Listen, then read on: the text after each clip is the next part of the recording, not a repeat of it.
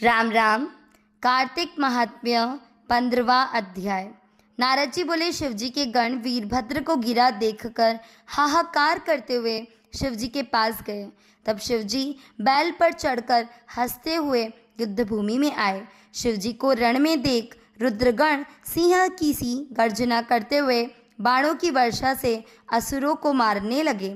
राक्षस लोग शिवजी को देखकर ऐसे भाग गए जैसे कार्तिक में स्नान और व्रत करने वाले मनुष्यों को देखकर पाप भग जाते हैं। जलंधर दैत्यों को भागते देखकर बाण चलाता हुआ महादेव जी के ऊपर टूट पड़ा और शुंभ निशुंभ कालनेमी बालाहक खंगरोमा प्रचंड घसमर इत्यादि भी शिवजी के ऊपर झपटे। शिवजी बाणों से घिरी सेना देख अपने बाणों से दैत्यों के बाण काट देते थे। फिर बाणों की वर्षा से दैत्यों को पृथ्वी पर गिरा दिया और क्रोधित होकर फरसे से खड़गरोमा का सिर काट दिया और खटवांग से बालाहक दैत्य के सिर के टुकड़े टुकड़े कर दिए। घसमर को पाश से बांधकर पृथ्वी पर गिरा दिया। बैल के सिंग और बाणों की मार से असुर भाग गए। तब क्रोधित जलंधर ने शिवजी को युद्ध के लिए ललकार कर कहा, हे जटाधर, आज मेरे साथ युद्ध करो। निर्बलों के मारने से क्या होगा?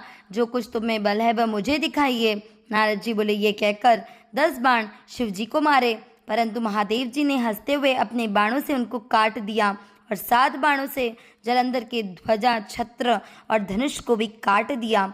जब उसका धनुष रथ टूट गया तब जलंधर गदा लेकर दौड़ा, उसे भी शिवजी ने बाणों से टुकड़े टुकड़े कर दिए।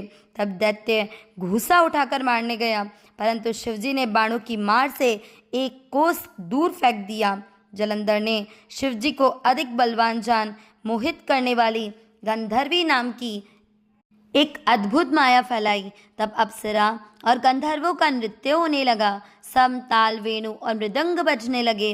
इस प्रकार इस नाच से महादेव जी मोहित हो उनके हाथ से शस्त्र गिर गए। जलंधर जब महादेव जी को मोहित देखा तो वह कामांध होकर पार्वती जी के पास गया। वह शिवजी का रूप धारण करके 10 भुजा, 5 मुख, 3 नेत्र बना जटाओं को धारण करके बैल पर बैठकर गया था। उसे शिवजी जान पार्वती जी सखियों को छोड़कर दर्शन के लिए आई। जब जलंधर ने सुंदरी पार्वती को देखा तो अपना वीर्य छोड़ दिया और जड़ बन गया। पार्वती जी राक्षस को पहचान कर भयभीत होकर शीघ्र ही मानसरोवर में चली गई।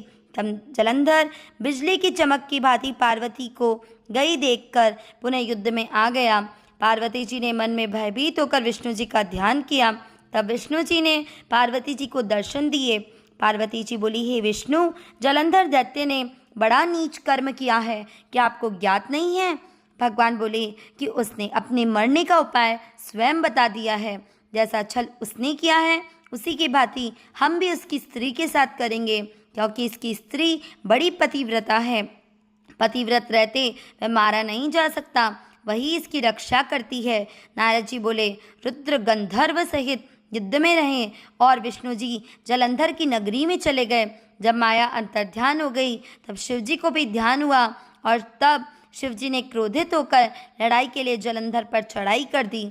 शिवजी को आया देख जलंधर भी बाणों की वर्षा करने लगा। इति कार्तिक महात्म्य 15वां अध्याय।